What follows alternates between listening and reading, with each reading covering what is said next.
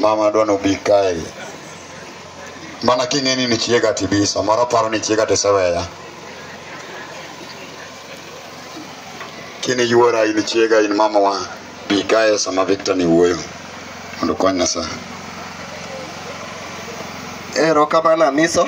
An gi nyinga iluonga ni Victor Mwango, awuod kama Gambo Kangeso ka. Amiso nigi Kangeso kocha en omera. Aparo ni wuoyi monindo ni en wuoyi mang'eyo kendo aseng'eye kinde mang'eny kata kapok ochako bedo gamiso. Kinde machien kanyo napuonjo skul Nyakuru Secondary ka madhi higa 5. Miyo kane wasekalo aora kuja kae kuma ne waluwo koro en wuoyi manang'eyo chakre chon. Aparo ni jo Nyakuru kane ka nitie manyalo ng'eya, jo Kadera bang'e nitie mong'eya mang'eny. To gima dwa wacho ni wuoyi monindo ni gi omera mamiso ne gin machiegni kabisa. Uneno ka sani Raila yuago jarit mare miluongo ni George. Kopo na Miso bedo Raila, to ng'ama nyalo bedo kaka George mane jarit Raila mane nyalo yudo gamiso seche te e wuodhe mar thum en wuoyi monindo no. Ka nitie wuodha Miso mar thum motimo marach, ng'ama nigi siri no en ma. Ka nitie motimo maber, ng'ama nigi siri no en ma. Omera ka nitie mitimo marach, kapa ni chunyi koro kwe ni gichawe ng'ama biro ng'eyo. Tang'eyo ni Amiso timo maber kendo gisewuotho kare. Ng'ama wacho ni na good composer, apano wacho adieri. Aneno wuoyi ni mogik ka gibiro gocho Muhoroni ema tiye kot ma Muhoroni. To nanyisogi na Miso Muhoroni kama tiye kubiro ok onyal nyiewo chiemo to antie. Mane wabedo kodgi, mane warome kod mogiko. Kawinjo tuone gima chaka winjo en tho mare. Kana gocho na Miso no nyisa nosatimore kamano. Miye chuna ni kata dich nade to nyaka bi ma chung'e ka. Miya nagonu mana mos aonge mang'eny mabiro wacho. Wakwane mana band gi kamano mako mondo mi Nyasaye omiu teko umed dhi mbele. Ka kamano erokamano. Dak nyise joge ni bendi tiyo gi Honorable Buor mabende ori ka gi rambi mang'eny mang nikel ka. Kosedwa dok gi pesa go. Kaka Victor Mwango an gi rambi mara Mheshimiwa Paula Buor to siepna watiyo godo rongo kocha to kopo ni dona gone sei mora Miso an ka ing'eno kaluor kata in ing'eyo ni tiek mo ai kodi bet kanyo pesa dwa dong kama chalo lo aya koro watimo kama achako gi kayuocha donge wachak gi Nyamera mani ng'ene migogo chwore nyalo gocho ne sani ni kanyo mowuok e ng'wech kata mbele ka oka gombe ni tim neno churi pod ngima ibiro yudo chance mar timo neno kotho achana wach mana matin kata kiwacho matin king'e adundo lakini kik dhi mabor kamar churi sawa jaode bedo faith amoso uno kweuru an nyinga en Teresa Kot anyaka Magambo Kangeso atedo gongo Kagan adundo en osiepodwa nicho jaera emomiya chako wuoth kabiro kaka e piny mar Kagan. An Kagan kuno lima diriyo no jaera kabisa. Eruru kamano. Aya. Nyadede. Atimo mos makende ne wede kod osiepe. An ga nyinga an Millicent Aoko. Okota nyar sako ora dede kalo dede kichomo skul kode adundo neno sipitalawa ando luonga ne Nyamen adunda riko tone kana mie dundo biro damio bando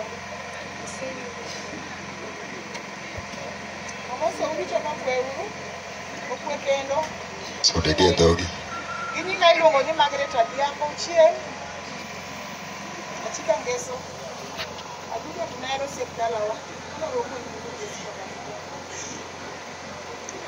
Mother. Hallelujah uru. Amen.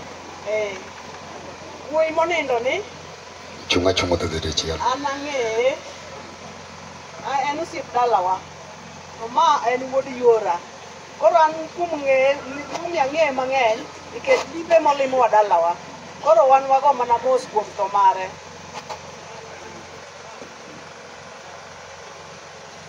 Amoso no yawre kendo. Mokwongo atimo mos ni tho monego Joji adundo.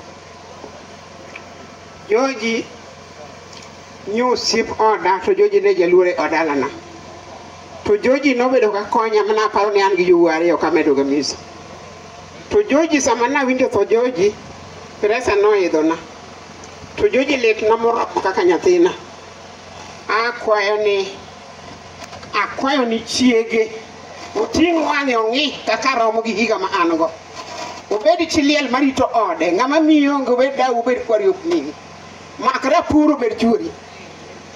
Dhiye puothi pidh nyithindi wuogi nyithindo kaka nyithind kiye. Dhiye kanisa lam Nyasaye makonyo ji. Ineno ma nyathi mogik mar 16. To noweya gi nyithindo adi achiel odong' e iya to gi masenyuol madhiro to kiye gi 2. Higa makaloni to kibedo nyako minyalo gi mandas gomena madis achiel kae tiweno omena no tin idhiro ring'o kilo to kibiri to nyithindi biro we nyithinde pap kidhi bayo. Atieko gi nyinga iluongo ni Madha Magdalena Benadeta Wita nyargi Masumbi. Achika Ngeso jaoda Janes Nyadgure Makayugi. Ero kamano. Madeni temo nowe gi nyathi achiel gi moro e ich. Titemo mimanyo wa mwabedo nyithi Nyadgure. Congratulations. Aya. Dongo tamo. Onyisa siri moro nakia. To adundo ni omeng'e gimoro. Sawa. Aya kusuduru mbele kau.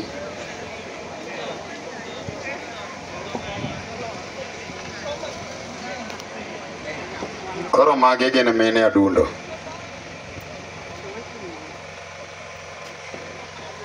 Manyiso ni adundo gin en wuod adonge. Koro mage mene ne. Dakika achiel. Mano 30 seconds. Koro miwacho nyingi kigi minyalo wacho kuom adundo dakika achiel. God is good all the time. Mara Millicent Akinyi, Odhiambo Anyasembo. Anage manyacho kuom adundo kuna.